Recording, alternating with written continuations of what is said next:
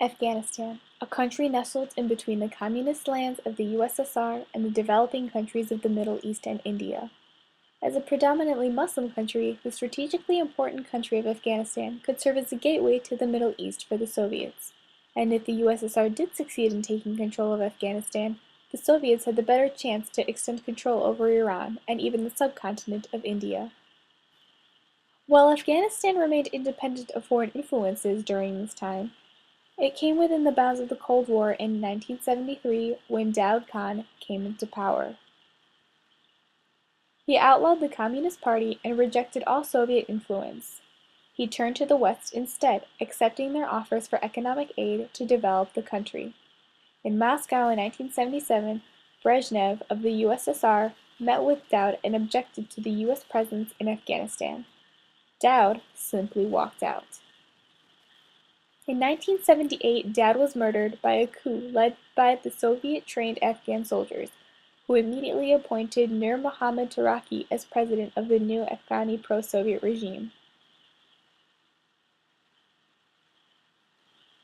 Although this new regime initiated land ownership reforms and tried to increase the female literacy rates, Islamic clerics considered the new government ungodly, and soon the Islamic fundamentalists had formed a rebel group called the Mujahideen. This group of Islamic soldiers rose up and killed hundreds of Afghans and Soviet advisors and their families during the uprising in the city of Herat, stating the fact that they were fighting against a godless regime. Afghan leaders begged the USSR for weapons and soldiers, but most Politburo members were against military intervention, believing that it would make the Soviets seem like the aggressors. The US decided to keep out of direct involvement, but did encourage Pakistani leaders to support Islamic rebels. In 1979, Taraki was suffocated with a pillow by Hafizullah Amin's agents, and Amin proceeded to seize power as president on December 28th.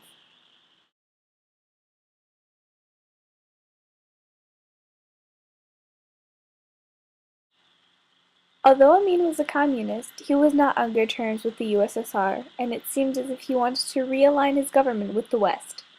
Rumors reached the USSR that the US was approaching with the intentions of striking a deal.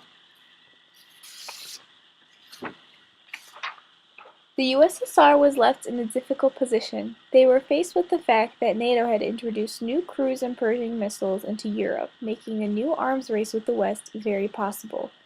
The Islamic fundamentals in Afghanistan might overthrow Amin and gather the Soviet Muslims to break away from the USSR completely and form their own government. Amin might make alliances with other countries against the USSR.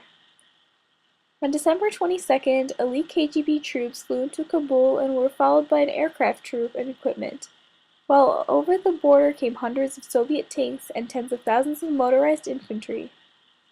Starting on Christmas Day of 1979, the air raids and Soviet military troops captured Kabul and murdered Amin, installing a new government led by Babrak Karmal in its place.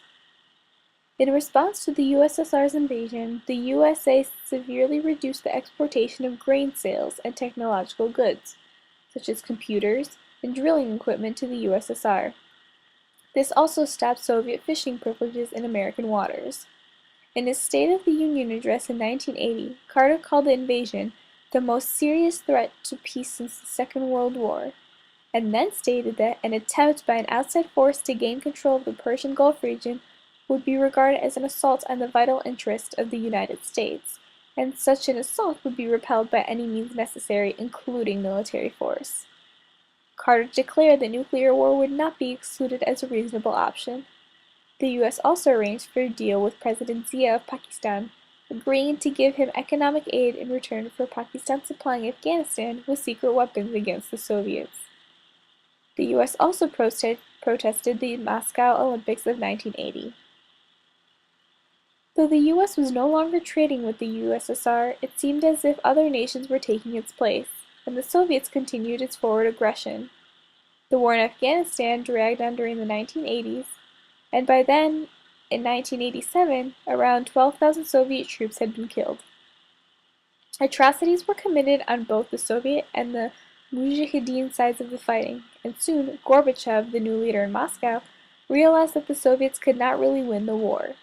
He tried to pull out of the war without endangering the position of pro-Soviet Najibullah, who had replaced Karmal as president of Afghanistan in 1986.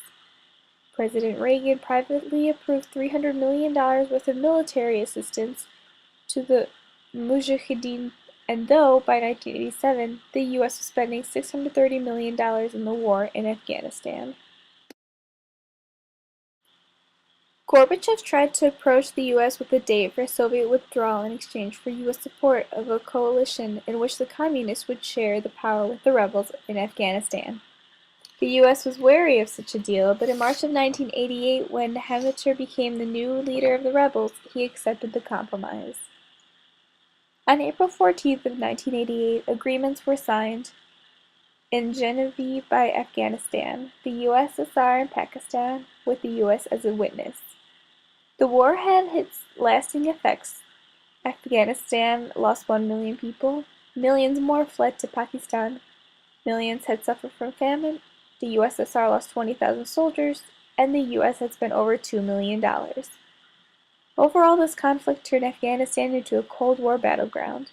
From a social aspect, the Soviet Union's human rights violations angered the U.S. Afghanistan's new communist ideology, and domestic policies aligned in it with the USSR, which was viewed as a threat. The political aspect of this conflict increased Cold War tension because the country changed from possible relations with one superpower, the United States, to a strong link to the other superpower, the USSR. The Soviet troops in Afghanistan made it seem that the Soviet Union was expanding its territory, which worried the U.S. Also, from an economic perspective, the U.S. believed that the USSR had ulterior motives in Afghanistan and was trying to gain warm water ports and oil. This caused future distrust between the countries.